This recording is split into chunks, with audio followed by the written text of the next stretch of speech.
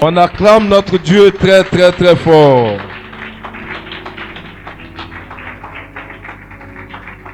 Veuillez vous asseoir. Vous savez, quand il est question de Dieu, tout ce qu'on fait, il faut le faire avec le cœur. Il ne faut pas le faire à cause de son voisin. Il ne faut pas le faire à cause de quand dira-t-on. Mais il faut le faire parce qu'on a envie de le faire. Et parce qu'on est joyeux quand on le fait. C'est ça qui est important. Vous savez, aujourd'hui, votre père spirituel, qui est mon frère, il a voulu que je vienne pour vous parler d'un thème assez spécial.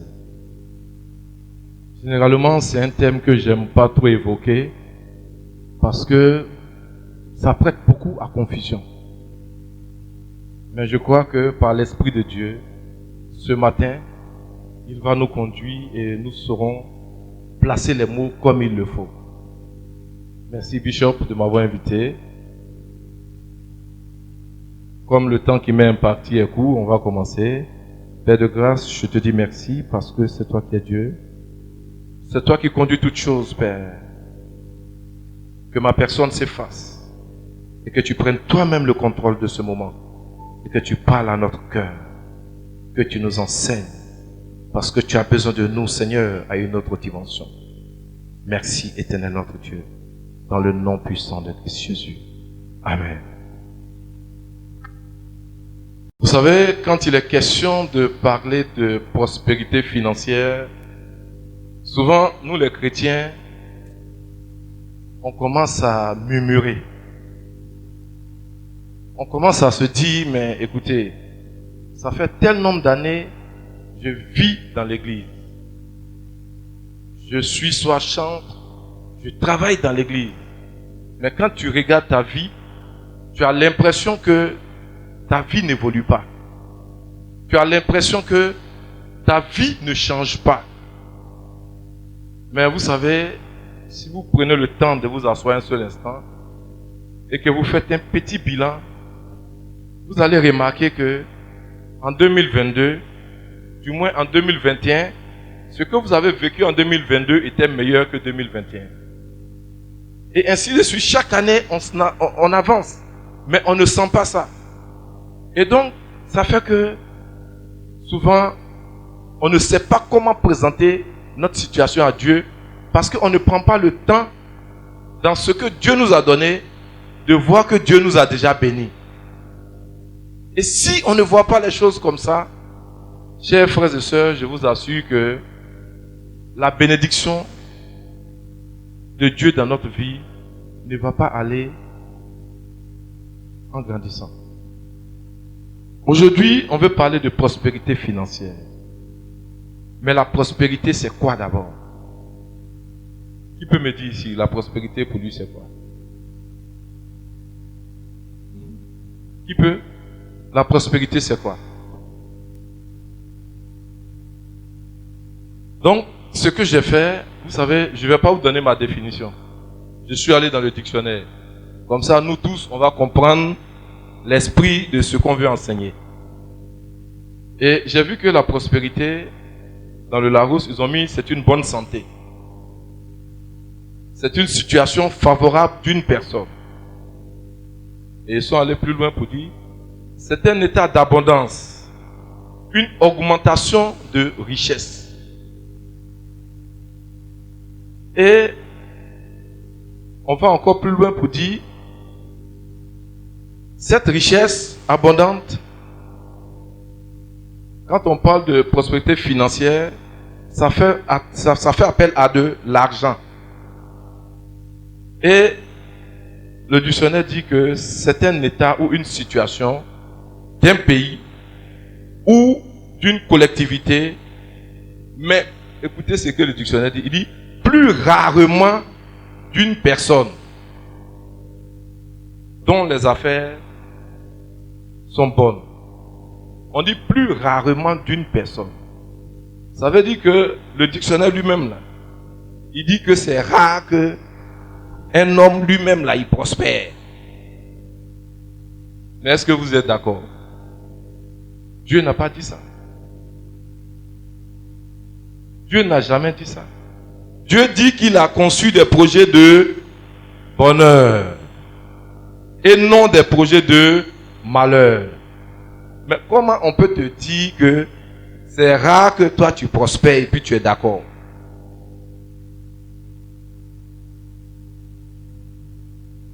Hein?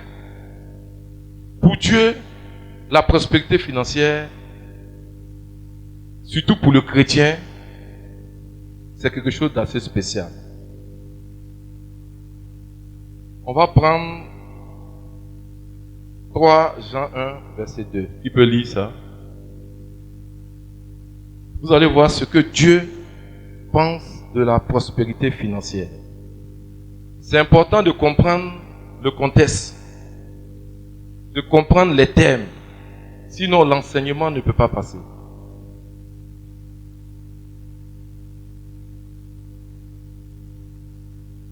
Donc je lis. Bien-aimé, je souhaite que tu prospères à tous égards et sois en bonne santé comme prospère l'état de ton âme. Vous voyez que ici, Dieu associe la prospérité à l'état de notre âme. La prospérité, c'est pas seulement avoir des biens matériels, avoir de l'argent. Mais la prospérité part d'abord de l'état de ton âme. Si ton âme n'est pas en harmonie avec Dieu, ta prospérité ne sera pas en harmonie avec Dieu. Et si tu veux prospérer comme Dieu veut que tu prospères, tu dois t'arranger pour que ton âme soit en harmonie avec Dieu. Sinon, tu peux prospérer, mais tu ne prospéreras pas selon le plan de Dieu. Et si tu ne prospères pas selon le plan de Dieu, je ne vais rien t'apprendre. Nous tous ici, on est sur les réseaux sociaux. On voit plein de jeunes qui font ce qu'on appelle Zamou. Ils prospèrent financièrement. Mais nous tous, on sait comment ça se termine. Alors, il faut t'arranger à ce que tout ce que tu vas faire, que ce soit pour ta prospérité ou non, que ce soit en harmonie avec Dieu. C'est ainsi que tu verras comment est-ce que tu vas prospérer. Souvent, on a l'impression que le chrétien, là, la prospérité ne fait pas partie de sa vie. Parce qu'on a grandi dans des environnements où tous nos parents avant, là, quand ils partaient à l'église, quand tu le vois là même, là, son pantalon là derrière est déchiré, mais c'est lui dans l'église là. L'onction est sur lui. Donc on se dit que quand on est chrétien, l'argent là on ne doit pas avoir. Mais c'est une mauvaise vision des choses. Dieu dit les bonnes choses nous appartiennent. Et ces bonnes choses là, Dieu n'a pas créé ça pour les païens. Il a créé ça aussi pour les enfants du royaume.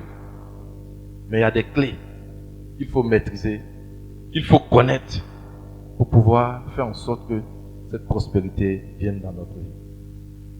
Je vais prendre un exemple que vous connaissez très bien dans la Bible. Mais très souvent, quand on parle de prospérité, on utilise rarement cet exemple.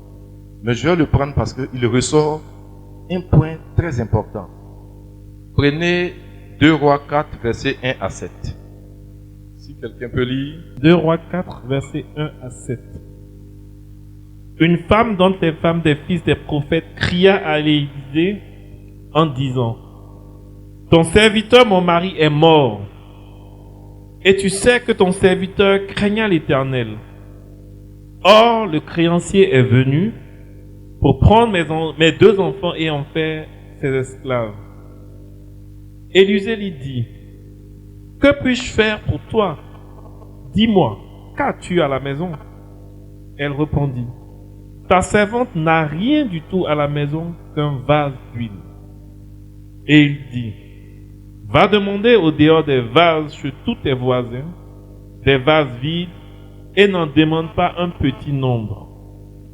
Quand tu seras rentré, tu fermeras la porte sur toi et sur tes enfants.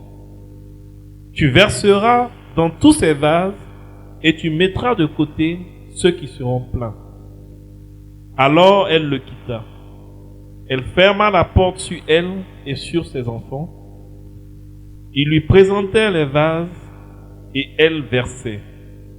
Lorsque les vases furent pleins, elle dit à son fils, « Prépare-moi encore un vase. » Mais il lui répondit, « Il n'y a plus de vase. » Et l'huile s'arrêta.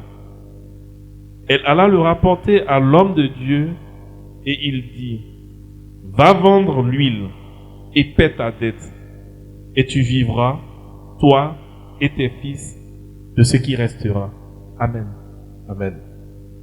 Cette histoire, tout le monde ici la connaît. Mais vous voyez ce qui m'a marqué dans cette histoire par rapport à notre thème de ce matin. Vous allez voir que cette dame, probablement, elle n'avait plus rien chez elle, même une chaise pour s'asseoir. Parce que quand le prophète lui a demandé, elle a dit, elle n'a que juste un vase d'huile. Sûrement qu'elle avait déjà peut-être tout vendu, même sa télé, pour pouvoir payer ses dettes. Même son lit, peut-être qu'elle mettait pas à terre maintenant dormir. Et il lui restait juste un peu d'huile. Et le prophète vient, il lui demande, qu'est-ce que tu as? Elle dit, c'est juste ce peu d'huile. Elle n'a même pas hésité. Parce que d'abord, avant de recevoir le prophète, quand elle le recevait, elle voyait plutôt la main de Dieu. Elle voyait l'envoyé de Dieu. Et donc, automatiquement, elle avait déjà mis la confiance en le prophète. Automatiquement, elle avait déjà mis la foi en Dieu. Parce qu'elle savait que le prophète avait une solution pour elle. Et que Dieu avait envoyé ce prophète, qui est Élisée. Et donc, quand Élisée a demandé, elle n'a pas murmuré. Elle dit, je n'ai que ce peu d'huile. Mais toi, mon frère et ma soeur, est-ce que, de la même manière que cette femme avait la foi en ce que l'homme de Dieu disait, est-ce que toi, tu as la foi à l'enseignement de ton maître, de ton pasteur? Est-ce que tu as la foi en ce que ton pasteur, ton père spirituel t'enseigne? Est-ce que tu es sûr que ce qu'il te dit par rapport à la marche avec Dieu pour t'amener à une autre dimension, cela vient réellement de notre Seigneur? Et donc, cette femme, elle a présenté ce qu'elle avait. Sans discuter, elle a obéi. Elle est allée chercher des vases chez les voisins. Mais regardez quelque chose d'assez impressionnant. Le prophète Élisée n'est pas resté avec elle. Il lui a dit, enferme-toi dans la maison avec tes enfants. Et puis, renverse de l'huile dans les vases que tu as empruntés aux voisins. Vous dites quoi? Dieu t'a parlé. Tu as toi aussi ta part à faire. Dieu ne va pas rester à côté de toi pendant que tu es en train de faire. Quand il te montre le chemin, fais, obéis simplement. Et tu vas voir que dans l'obéissance et la foi, Dieu va se manifester. Si tu veux aller loin avec Dieu, si tu veux être prospère, il faut déjà savoir que tu dois mettre ta foi en Dieu et tu dois obéir à ses commandements. C'est le premier principe. Si tu n'as pas la foi et que tu n'es pas obéissant, tu ne peux pas bénéficier de la grâce de Dieu. Dieu, pour te rendre prospère, il n'a pas dit pour être sanctifié. Excusez-moi, hein. Quand je dis ça choque. On se dit souvent que tu veux dire non, qu'on peut faire du n'importe quoi. Non, je n'ai jamais dit ça. Mais je veux te faire comprendre quelque chose. Pour être béni financièrement, ce n'est pas la sanctification. il y a des actions à poser. Il faut avoir la foi dans un premier temps et il faut être obéissant. Dans l'obéissance, là, tu vas comprendre que Dieu a dit ne commets pas l'adultère, tu ne dois pas faire. Donc, tout ça là est lié. Mais le mot sanctification, je n'aime pas l'utiliser parce que c'est restreint. En dehors de ça, il y a beaucoup d'autres choses que Dieu demande de faire. Donc, c'est pourquoi je préfère le terme obéissant. C'est bon? Ça peut aller? On avance? Et donc, comme je disais, ce premier point, c'est l'obéissance et la foi. Si tu veux être prospère. Et donc, qu'est-ce que cette femme a fait? Elle a rempli les vases et Dieu a dit, du moins le prophète lui a dit, va vendre, paye tes dettes et le reste prends pour vivre. Mais souvent, on ne voit pas cet exemple de la Bible comme un exemple de prospérité. Dieu venait ainsi de se manifester dans la vie de cette femme pour la rendre prospère. Dieu venait ainsi de changer la vie de cette femme. Tout simplement par une obéissance. Ce que Dieu veut faire pour toi aujourd'hui, c'est la même chose qu'il a fait pour cette veuve. Il veut que tu sois obéissant. Et lui, Dieu, il va te bénir à un niveau où toi-même tu ne t'attends pas. Commençons déjà à être obéissant à Dieu. Mais à côté de ça, le prophète a demandé, tu avais quoi? Elle a dit qu'elle avait un vase avec un peu d'huile. Aujourd'hui, si on va en profondeur, ce vase, tu l'as. Dieu t'a déjà donné ce vase. Parce qu'en réalité, le vase dont Dieu parle ici, c'est le talent que Dieu t'a donné. La compétence que Dieu t'a donnée. Ce que Dieu a mis entre tes mains, ce que Dieu a mis dans ton esprit, c'est ça le vase que Dieu va multiplier dans ta vie.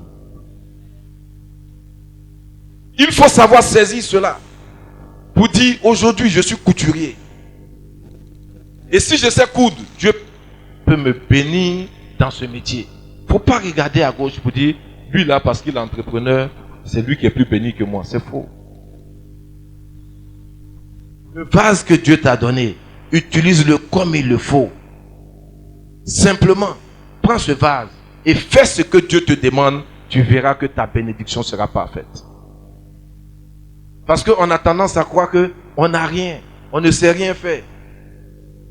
Dieu n'a pas créé un individu sur cette terre qui ne sait rien faire.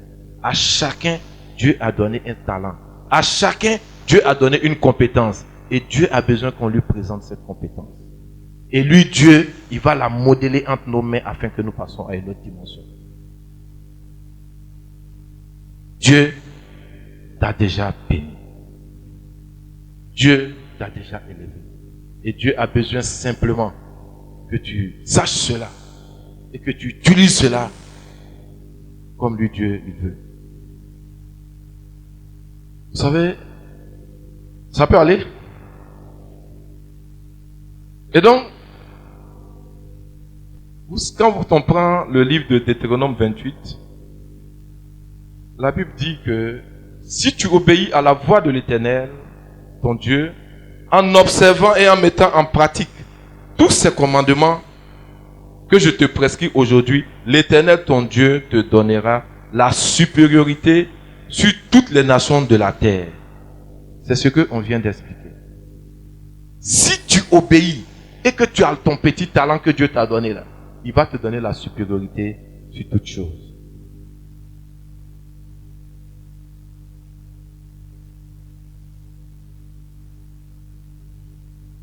Vous savez, je vais vous donner un exemple un peu bizarre qui concerne moi-même ma vie. Comme le bishop l'a dit, j'ai traversé pas mal de difficultés. Vous savez, dans mes débuts, quand j'ai été évangélisé, je vous assure, même quand on dit le panier passe le matin, les offrandes, même billet, 500, je ne peux pas donner. Non, mon frère, ne rit pas, c'est la vérité. Billet 500 même là, je ne peux pas donner. Ces jetons, je les mettais dans le panier. Et puis, À un certain moment, ma femme et moi, on a regardé, on dit vraiment c'est difficile.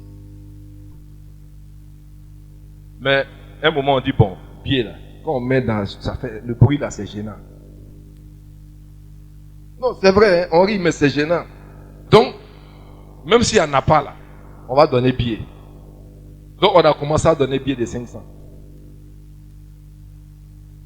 Et quand on a commencé à donner billet de 500, Dieu a ouvert une porte.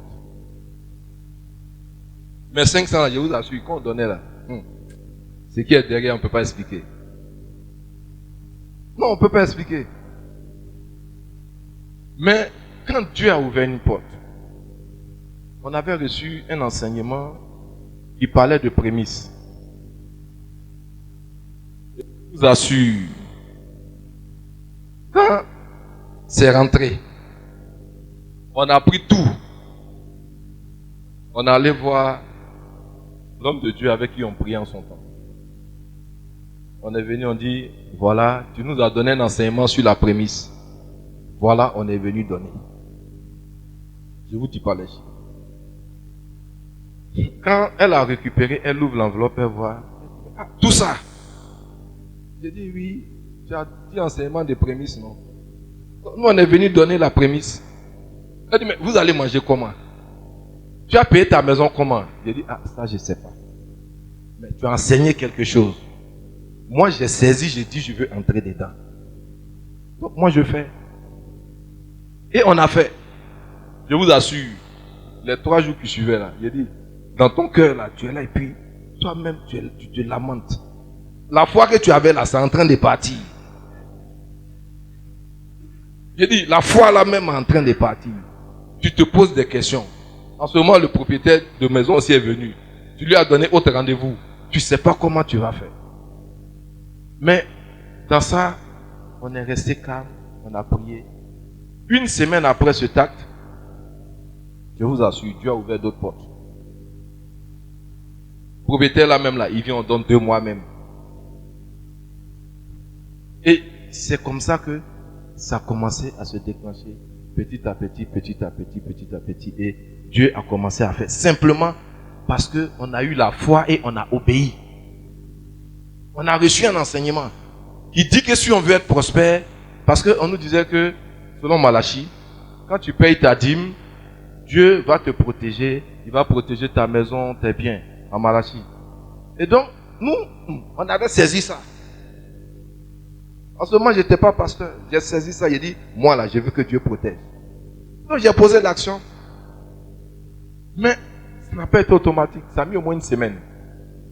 Mais la semaine là, après ça là, je t'assure qu'aujourd'hui là, je ne sais même pas si cette semaine existait dans ma vie.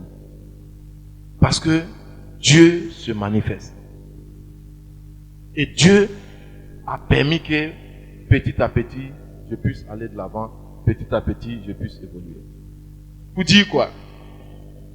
Aujourd'hui, si tu veux être prospère, apprends à respecter ce que Dieu te demande de faire. Si je demande ici, là, combien ont une fois payé une prémisse? Personne. Je ne parle même pas de payer la dîme, mais j'ai dit prémisse. Qui a déjà payé prémisse ici? La personne. Parce que ce n'est pas donné à tout le monde de le faire. Je vais vous dire quelque chose, un secret. Si tu parviens à payer une prémisse, et même la dîme, c'est parce que Dieu t'aura convaincu dans le cœur qu'il faut le faire. Sinon, de toi-même, tu ne peux pas le faire. On se connaît ici. Fin du mois, la dîme, là, on calcule, on jongle. Ce mois-là, tu as donné tout. Le mois qui vient, là, tu as coupé un peu. On connaît ça. Mais avec ça, on se plaint que Dieu ne fait rien pour nous. Dieu ne peut pas faire. Si nous-mêmes on fait ping-pong avec Dieu, il va te faire comment? Dieu veut des hommes d'affaires puissants dans l'église. Dieu veut que l'église soit forte. Dieu a besoin qu'on bâtisse son temple. Et puis, après ça, j'étais encore dans une boîte et puis, il y a une autre boîte qui m'a appelé. Et ils m'ont proposé 3 fois mon salaire. J'ai dit 3 fois, c'est pas un. Salaire que j'avais qui était déjà assez consistant. On dit, viens prendre ça 3 fois. J'ai dit, mon cœur me mélanger en même temps. Je regarde et puis je dis, mais je vais voir maman. Il dit, ah, voilà ce qu'on propose. Elle dit, prions d'abord. J'ai dit, on finit de prier. Dieu nous montre clairement. Il dit, si je vais dans la boîte où on me propose 3 fois, lui, Dieu, il est avec moi. Si je reste où je suis là, lui, Dieu, il est avec moi. Donc, Dieu dit, la balle est dans ton camp. Tu fais quoi? Si c'est toi. Hein? Si c'est toi là, il n'y a pas match. Dieu dit, il est avec toi là. Tu t'en vas où on dit 3 fois? Ou bien c'est pas ça? Mais c'est pas ce qu'on a fait. Je suis resté là où il y avait une fois là. Je suis resté là. Et quand je suis resté là, je vous assure, Dieu a vu que je n'ai pas poursuivi l'argent. Quand bien même il a dit, il est avec moi, il a vu que je n'ai pas regardé l'argent. Mais j'ai regardé autre chose. Ce que j'avais regardé en son temps, c'était quoi? Où on me proposait 3 fois plus, je n'allais pas avoir le temps de bien prier Dieu. Alors que où j'avais une fois, j'allais avoir le temps de marcher avec Dieu. C'est ce que j'ai regardé. J'ai dit, même s'il est avec moi, je préfère où il y a le temps pour marcher avec lui. Et je suis resté où il y a le temps pour marcher avec lui.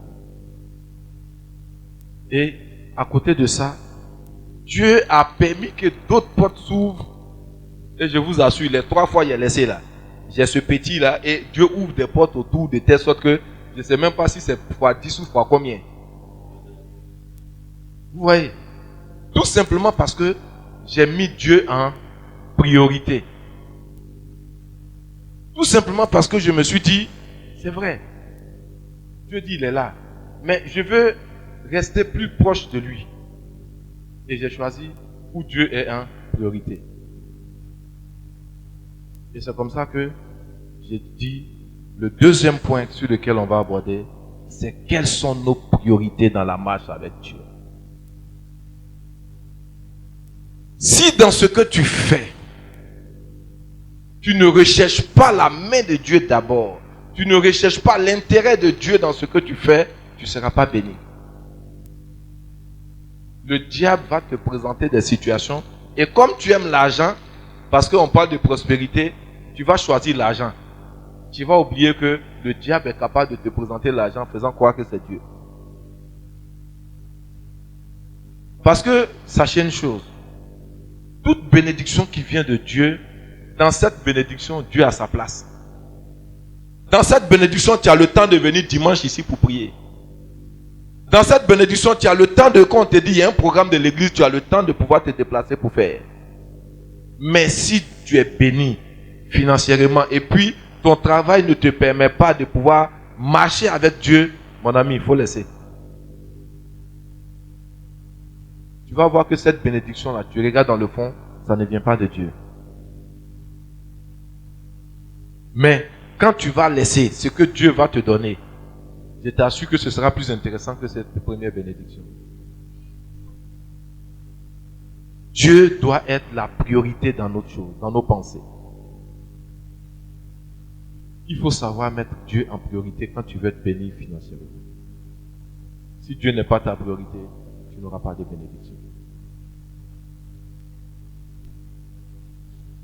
C'est bon? Ensuite, il y a un point qui est très très très important. C'est l'adoration de notre Dieu. Dieu demande qu'on puisse l'adorer avec nos biens. Et donc, si tu veux être béni, il faut pouvoir prendre tes biens pour adorer Dieu. C'est bizarre, hein? C'est difficile. Tu prends tes biens, Dieu te bénit. Je prends un exemple aujourd'hui. Dieu te donne une voiture. Et puis, Tu as ta voiture. On a des courses à faire dans l'église. On a des choses à faire dans l'église. Ah, moi, ma voiture est trop jolie pour que les gens montent dedans. Bon, voici le transport, allez-y faire. Alors que tu as le temps, tu peux mettre ça au service de Dieu. Si tu ne le fais pas, il faut savoir une chose. Ta bénédiction va ralentir. Et tu ne fais pas attention, tu vas chuter.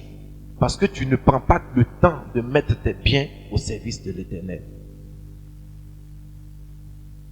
En termes de mettre ses biens au service de l'Éternel, là, moi je m'en fous de ça. Hein. Je vous assure.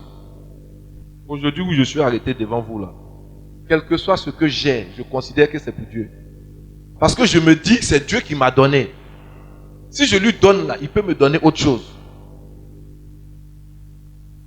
Donc, si tu veux être béni financièrement, prends le temps de mettre tes biens au service de Dieu. Et je vais vous donner un exemple. Prenons Exode 10, du verset 24 au verset 25. Exode 10, verset 24 au verset 25. Exode 10, verset 24 au verset 25. Pharaon appela Moïse et dit, « Allez, servez l'Éternel. Il n'y aura que vos brebis et vos bœufs qui resteront, et vos enfants pourront aller avec vous. » 25. Moïse répondit, « Tu mettras toi-même entre nos mains de quoi faire les sacrifices et les holocaustes que nous offrirons à l'Éternel, notre Dieu. » Amen. Moïse a été envoyé par Dieu pour faire sortir son peuple d'Égypte.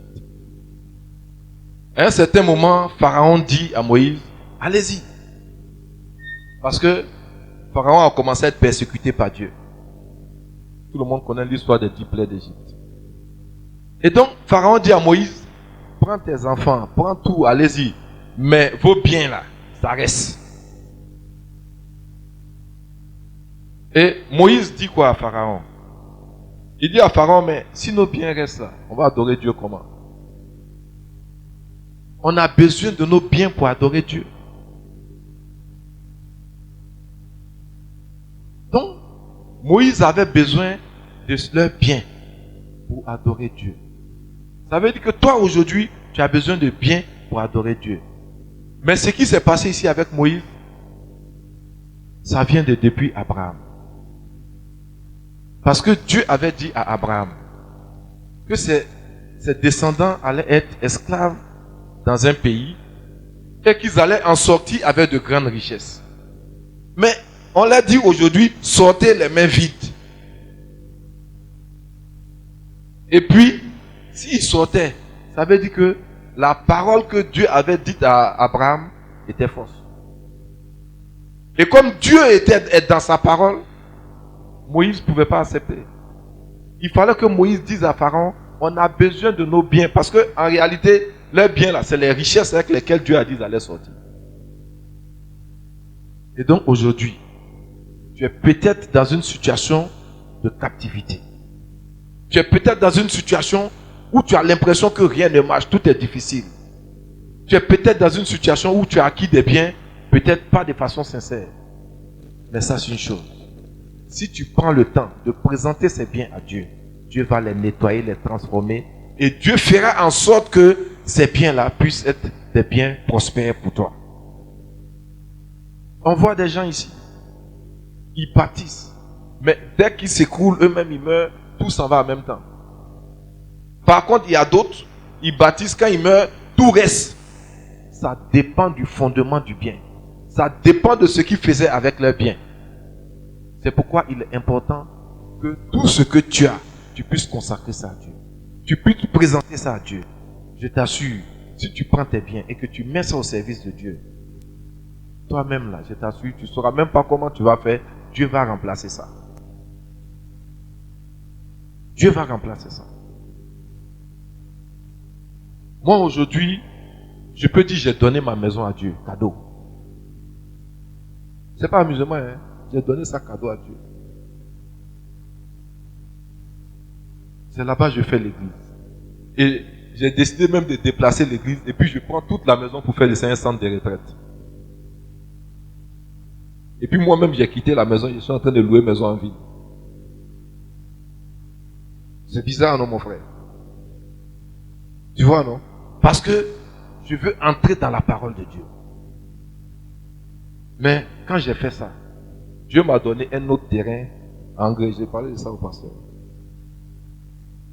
et où Dieu me dit, c'est là que toi-même tu vas habiter, où je vais bâtir ma maison. J'ai donné, et puis Dieu est en train de me donner l'autre. Alors que dans ces temps qui sont durs dans le pays là, hein, tu laisses tes temps louer maison. Oh, c'est ça même, papa. On dit que tu es fou. On dit que tu es fou. Mais c'est une folie en Jésus. Je préfère qu'on soit fou en Jésus.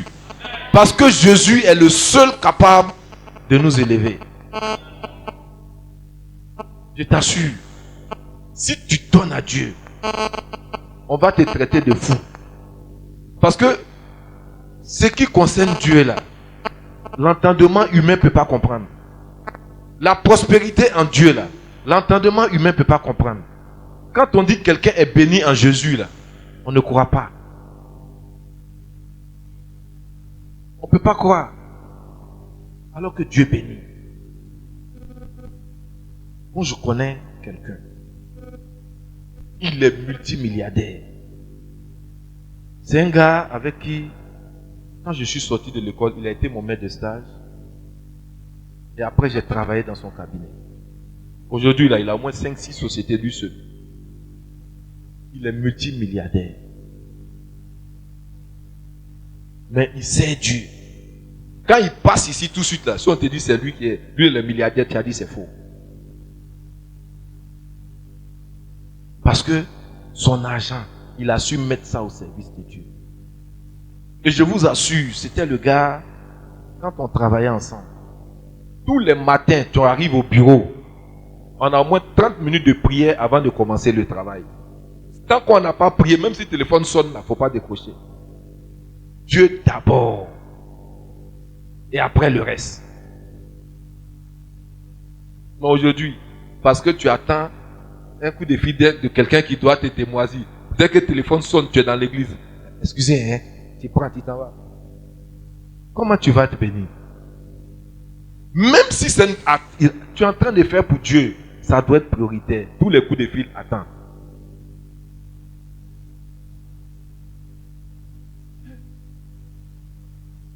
On ne sait pas mettre Dieu en priorité. Quand Dieu dit, tu dois l'adorer, tout est bien. Ton net, ta pensée, tout ça là, c'était bien. Tu veux être riche. Mais quand on te dit, voici comment faire pour être riche, tu ne veux pas. Mais tu regardes ton voisin. Tu ne sais pas où lui, il a eu sa richesse. Hein?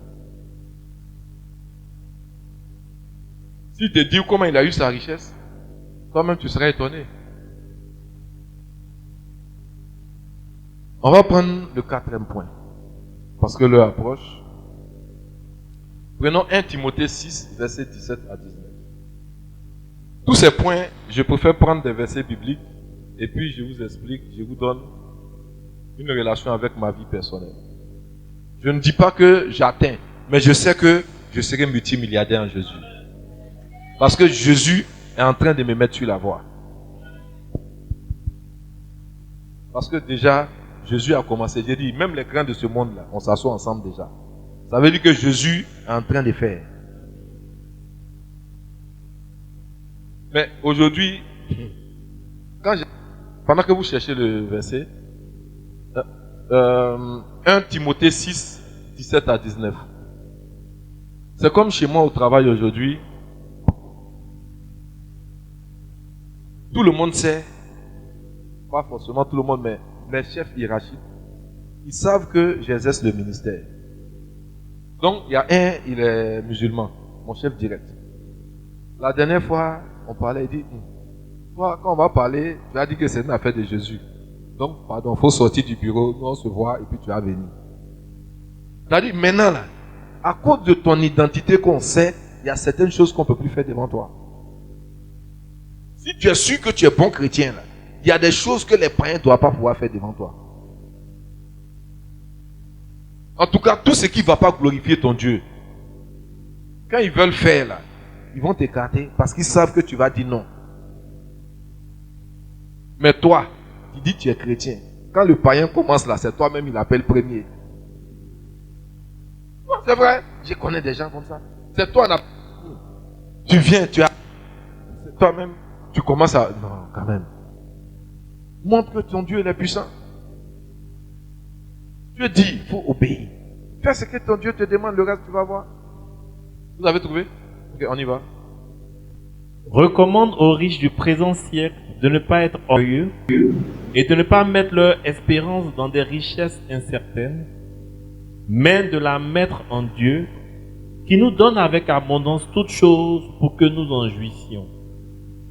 Recommande-leur de faire du bien, d'être riches en bonnes œuvres, d'avoir de la libéralité, de la générosité, et de s'amasser ainsi pour l'avenir un trésor placé sur un fondement solide afin de saisir la vie véritable. Amen. Amen. On dit recommandez-leur de faire du bien. Verset 18. D'être riche en bonnes œuvres. D'avoir la libéralité et la générosité. Vous savez, être riche, ça attire le diable. Qui sait pas ça? Tu sais pas? Être riche, ça attire le diable. Parce que le diable ne veut pas que les enfants du royaume bénéficient des bonnes choses de cette terre.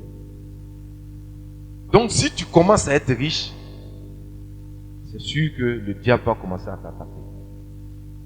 Et donc, tout à l'heure je causais avec le bishop, je disais que un homme riche, un homme qui veut être riche, il doit avoir un groupe d'intercession. Ou bien c'est pas normal. S'il n'y a pas des gens qui intercèdent pour toi, tu auras des problèmes. Quand tu veux aller de l'avant, il faut avoir un groupe d'intercession. Ou bien, mais un riche, son groupe d'intercession, il le montre comment? Ou bien il s'en va voir les gens, venez, vous allez être mon groupe d'intercession, il va vous payer. C'est ça, non? Il fait comment? Hein? Il fait du bien. Vous voyez, c'est ce que la maman a dit. Quand tu vas faire des bonnes œuvres, tant que tu feras du bien, les gens prieront pour toi. C'est ton groupe d'intercession qui est là. C'est ton groupe d'intercession qui est là. C'est pas compliqué. Tant que tu vas poser de bonnes actions dans la vie de ton prochain, il va intercéder pour toi. Et tant que les hommes intercéderont pour toi, Dieu verra que tu bénis ses enfants, il va toujours te bénir. Il n'y a pas magie. Dieu là, il n'est pas magicien. C'est des lois qu'il faut respecter. C'est des actes qu'il faut poser. Quand tu connais ça là, il n'y a pas de raison que tu ne prospères pas. Mais tu en as. Ton voisin souffre. C'est toi, tu te restes sur ton immeuble là-bas et puis tu ris, tu te moques de lui. Comment tu vas? C'est pas chose. Monte ton groupe d'intercession. Pose de bonnes actions. Fais de bonnes œuvres. Aide ton prochain. Et tu verras que la bénédiction de Dieu va aller grandissant dans ta vie. Il n'y a pas de magie pour ça. Nous tous, on aspire être riches. Moi aujourd'hui là, quand je peux faire là, je fais. Quand je peux donner, je donne. Même j'ai expliqué au bishop un truc qui m'a... Lui-même il était choqué. Il a dit non, Dieu m'a convaincu, j'ai fait. Mais quand j'ai fait là même là, je lui ai expliqué, c'était compliqué. Il y a une église. Un pasteur, on s'est croisé. Je ne le connais même pas. Et puis, il m'expliquait une situation. Mais pendant qu'il m'expliquait, il parlait en même temps. Ils avaient besoin d'instruments pour adorer Dieu. Mais je t'assure, ils ont sorti David, tu vois le matos, 12 millions. Et puis, il me parlait de ça. Et j'attendais de l'argent. Donc quand il me parlait de ça, je lui ai dit, j'ai compris, mais actuellement c'est chaud. Là maintenant c'est la chair qui a parlé là. J'ai dit, j'ai compris, mais actuellement c'est chaud. Et puis, quand il est parti, le soir je rentre. Ma femme et moi on parle, et puis, quand je lui explique, elle aussi, Dieu la convainc en même temps. Elle dit, ah, c'est vrai c'est chaud, mais il y a un peu d'argent que tu m'as donné pour que de garder, ça c'est pour l'école des enfants.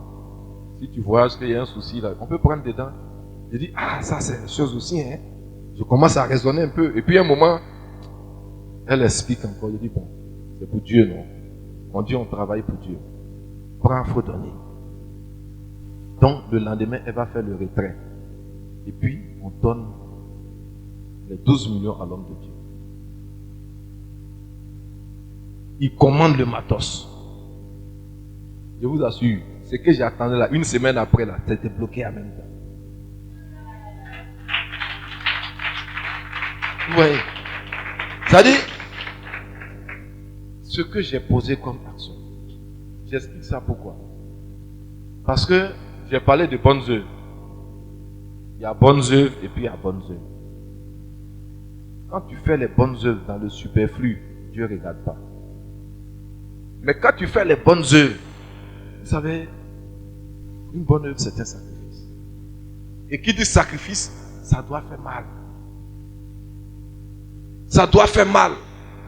Ça doit te coûter. Et donc, imaginez où on allait prendre là, vous voyez, ça faisait mal. Et ça, Dieu a vu ça. Et quand Dieu voit ça là, il ne peut pas ne pas se manifester dans ta vie. Mais imaginez si j'avais eu ce que j'attendais, et puis c'était arrivé, je prenais et je donnais dedans là. C'était pas bonne œuvre. Devant Dieu, ça n'allait pas avoir de poids. Parce que ce n'est pas sacrificiel. En Matthieu 12, 44, la Bible dit que la femme qui a donné une seule pièce d'argent, elle a donné plus que tout le monde. Pourquoi? Parce que c'était sacrificiel. Les autres, c'était le superflu. Donc, ce n'était pas des choses que Dieu pouvait regarder. Donc, quand tu veux être béni, il faut donner ce qui t'écoute. Et je t'assure, quand tu vas commencer à marcher comme ça, toi-même ta vie là, tu ne vas pas comprendre. Vous êtes dans une église, honnêtement, vous êtes béni. Hein? Votre pasteur, comme il a dit, on est ensemble. Mais j'ai écouté aussi ses enseignements. Ça veut dire que ce qu'il vous donne, c'est du lourd. Si vous savez utiliser ça, si vous savez s'aimer à partir de ce que je viens de vous donner aujourd'hui, vous allez voir que votre vie va changer. Parce qu'en réalité, vous êtes un peuple très prospère. Vous êtes un peuple très prospère. Regardez, votre temple est climatisé. Les gens cherchent même pas s'ils ne gagnent pas. Non, on prend pour rire, mais c'est la vérité. Ça veut dire que Dieu vous prédestine à une certaine dimension. Dieu vous prédestine à atteindre les sommets. Et c'est pourquoi, vous savez, dans la maison de Dieu, il n'y a pas de hasard. Tu ne peux pas recevoir un enseignement si ça ne va pas te porter, si ça ne va pas te servir. Si Dieu a permis qu'il me demande de vous donner un tel enseignement, j'ai dit, c'est des enseignements que je ne fais pas. Si vous voulez même, c'est la première fois que j'enseigne sur la prospérité aujourd'hui. Je n'aime pas. Même mon peuple, même je ne l'enseigne pas dessus. Parce que chrétien, là, quand tu parles des données, là, il te voit en bizarre. Il pense que tu as besoin de son argent pour manger. Donc je n'aime pas. Mais je vous assure, aujourd'hui, normalement, après cet enseignement, chacun doit regarder dans l'église. Qu'est-ce qui manque? Qu'est-ce qu'il faut? Et il ne faut pas te dire, j'attends comme je l'ai fait. Ce qui est là, la donne. Mais il faut donner avec foi. Il faut donner avec obéissance. La Bible dit, l'obéissance vaut mieux que les sacrifices. Et tu vas voir ce que Dieu va faire dans ta vie. Dieu vous aime. Dieu veut vous bénir. Dieu veut que chacun de vous ici présent ce matin puisse passer à une autre dimension. Et je crois que la grâce de Dieu va surabonder dans votre vie.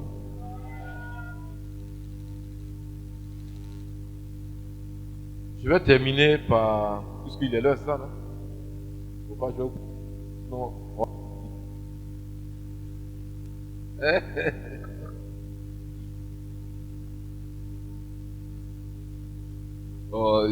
On va prendre un dernier verset et on va terminer par ça. Matthieu 6, verset 32 à 34.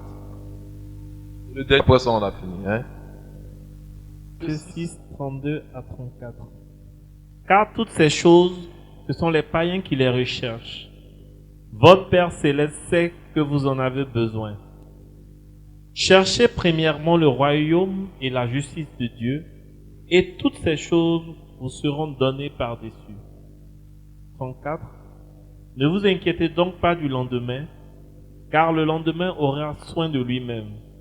À chaque jour suffit sa peine. Amen. Amen. Donc, Dieu dit, au verset 33, de chercher premièrement le royaume et la justice de Dieu. Et que toutes ces choses, ces bénédictions, cette prospérité dont on a parlé, si on cherche premièrement le royaume et la justice de Dieu, lui, Dieu, il va nous accompagner. C'est la raison pour laquelle il n'y a pas prière pour être béni, pour être riche du moins. Il n'y a pas prière pour ça. Si quelqu'un vient te dire, viens, j'ai prié pour toi, c'est faux. Il veut t'escroquer. Le secret, c'est le donner. Dieu dit, tu donnes, lui, il multiplie. Et c'est pas ça que je voulais terminer, pour que vous compreniez que la richesse ne s'acquiert pas parce qu'on vient, on jeûne, on prie. Non. La richesse s'acquiert parce qu'on pose des actions qui nous permettent d'être développés. Mais ces actions qu'on pose, il faut les poser avec des principes bibliques. Il ne faut pas les poser avec les principes du monde. Si tu les poses avec les principes bibliques, c'est-à-dire la foi, l'obéissance, c'est-à-dire la libéralité, le donner, c'est-à-dire adorer Dieu avec ce que tu as, parce que tu le cherches pour Dieu d'abord. Parce que n'oublions pas une chose, c'est Dieu qui donne la semence au semeur prospère. Ce n'est pas toi qui donnes la semence. Ce que tu sèmes à Dieu, c'est Dieu qui t'a donné ça. Donc quand tu lui redonnes, forcément, tu vas récolter. Quand tu prends un grain de maïs que tu mets en terre, tu te récoltes quoi? Beaucoup de maïs. Mais si tu as peur de mettre la semence là en terre, sous prétexte que si je plante ça là, je vais manger quoi? Comment est-ce que tu vas avoir un épi de maïs? Comment tu vas avoir un épi de maïs? Il faut accepter de le faire. Mais le faisant, comme je l'ai dit, il faut mettre Dieu dedans. Il faut mettre Dieu dedans. On va se lever. On va essayer, comme c'est fini, on va essayer de prier rapidement sur ces points pour que Dieu nous donne la force nécessaire pour pouvoir faire comme lui, Dieu, il veut. C'est bon? Et donc, on va prier pour qu'on ait la foi et l'obéissance, qui est le premier point par lequel Dieu nous conduit à une dimension de prospérité. Si tu n'as pas de foi, tu ne peux pas faire ce qu'on a dit. Si tu n'obéis pas, tu ne peux pas faire ce qu'on dit. Et donc, chacun va prier. Allez, on prie et puis... Oh Père de grâce, je te prie, éternel mon Dieu, parce que je sais, Seigneur, que c'est toi qui es Dieu. Que c'est toi qui es Seigneur. Je prie que tu nous donnes une dimension de foi. Une foi, Seigneur, qui déplace les montagnes. Une foi par laquelle, Seigneur, toutes les actions que nous allons poser dans ta maison, Seigneur, soient des actions d'obéissance. Soient des actions, Seigneur, qui vont nous permettre de pouvoir voir ta face. Merci, Seigneur. Au nom de Jésus. On va continuer, on va prier pour que Dieu nous donne la capacité de faire certaines choses. Parce que Dieu nous a donné à chacun un talent. Il faut qu'on puisse les utiliser pour notre propre bien-être, pour notre propre développement, mais aussi pour l'avancement de son œuvre. Père de grâce, je te dis merci Seigneur, pour tous ces vases que tu as mis en nous, pour tous ces talents Seigneur que tu nous as donnés, parce que c'est toi éternel Dieu qui nous donne le savoir-faire. Je prie Seigneur que nous utilisons cela comme toi tu le veux et non comme le monde le veut. Parce que Seigneur, nous voulons faire toutes choses pour le bien-être de ta gloire dans le nom puissant de Jésus. On va prier encore pour que nous puissions poser des actions concrètes. De sorte que nous puissions constituer un groupe d'intercession pour notre vie. Un groupe d'intercession pour nos affaires. Père de grâce, je te dis merci Seigneur. Car j'ai besoin Seigneur que tes enfants sachent que c'est toi qui m'as envoyé. Que tes enfants sachent Seigneur que toutes les actions que je vais poser Seigneur dans la vie d'autrui, que je le fais Seigneur parce que c'est toi qui es Dieu.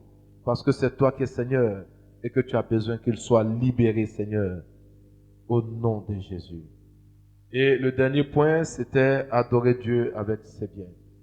Merci Seigneur parce que tu permets que chacun de nous ici puisse mettre Seigneur ses biens à ton service.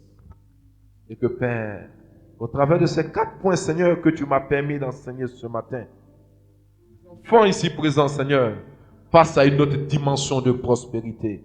Je prie éternel mon Dieu, que l'onction de la prospérité se dégage maintenant Seigneur, dans cette assemblée Seigneur. Et que l'ange Seigneur de la prospérité vienne et qui touche chacun de tes enfants Seigneur.